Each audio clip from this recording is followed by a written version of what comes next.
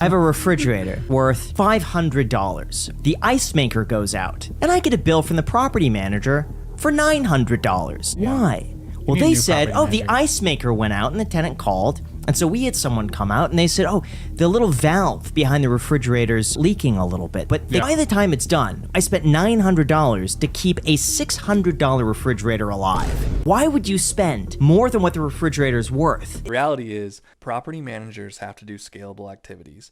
They could easily have bought a brand new fridge. If they would have bought a brand new fridge, that landlord would have said, well, why didn't we just go in there and fix the little part? The property manager sent in from this story the vendor that can work on appliances. However, them getting that bill and then paying for it was where the mistake was made. And so, I'm trying to display a story where the landlord just thinks it's common sense to then get a new fridge, but the property manager was trying to do the cheaper route that accidentally turned more expensive. But if it's going to cost more than a new fridge, I'm not interested. Even if it costs the same as a new fridge, I'm not interested. So it looks as though a property manager is making just some dumb mistake that should have never happened.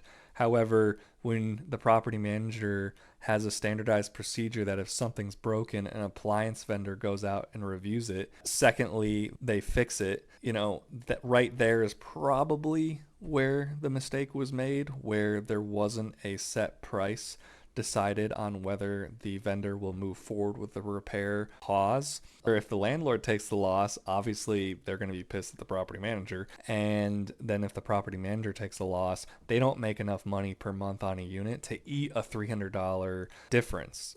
And the property manager just does not make enough money per property. Like this gentleman, probably a house rents for $3,000. So if the manager charged 10%, that's $300 a month. So if that property manager discounts their service to make the landlord happy, they will make zero revenue that entire month and take on cost of the bookkeeping, the actual maintenance oversight that they may have neglected the process in, the leasing side of things, and many more hours that they have to pay their employees. So it's crazy how this kind of stuff happens all the time in our industry.